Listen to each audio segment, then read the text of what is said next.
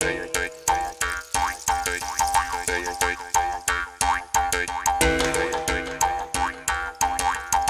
number of kangaroos at the Fort Wayne Children's Zoo is growing. Watching something being born and kind of just grow right in front of you is something completely different than anything else you could experience at the zoo.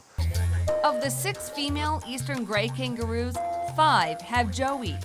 18-year-old Flute is the only one who's not a new mom. Flute is her own woman.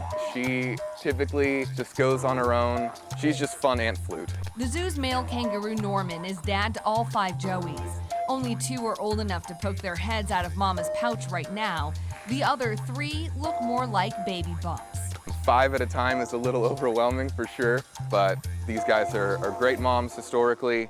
Kangaroo moms are super moms. Kangaroos also have this very cool phenomenon called embryonic diapause, which means when they have a joey in the pouch, they can remain pregnant, but kind of press pause on that pregnancy until that joey is fully out of the pouch and weaned.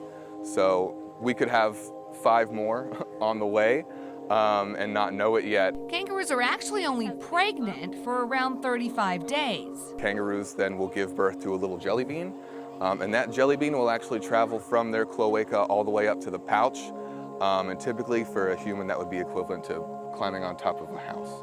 So imagine the first day you're born and you have to do a 2-story climb. That's pretty incredible. The joeys will go in and out of mom's pouch until they're 16 to 18 months old, with heads or feet often poking out. So if you think of them diving back into the pouch, that's typically the legs that you're going to see until they kind of reorient themselves in there. And the malleability of the pouch is really kind of on display there, because you got a whole joey that's turning around in there basically.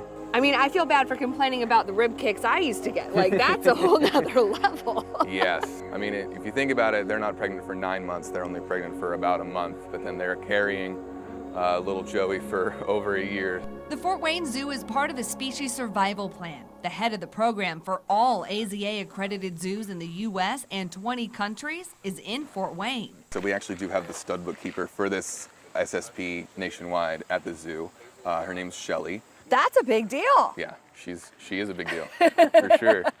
How cool is that it's Fort Wayne, Indiana, It's fantastic. and you work here? Yeah, we are very lucky to have her. We are kind of the hub for eastern gray kangaroos as a species. So a majority of the individuals of this species in America typically either come from here or are related to here in some fashion. And they'll kind of look at genetics and see where these guys and their babies would be most valuable. So if there's a couple zoos here and there that need additional males or they need more females, the geneticists can kind of look and be like, this is a really good match in terms of introducing the most diverse genetics to the population as a country as a whole. We can't really say for sure where they'll end up. But for at least the next year, we can watch the joeys grow up at the Fort Wayne Children's Zoo. For Wild on Wayne, I'm Alyssa Ivinson.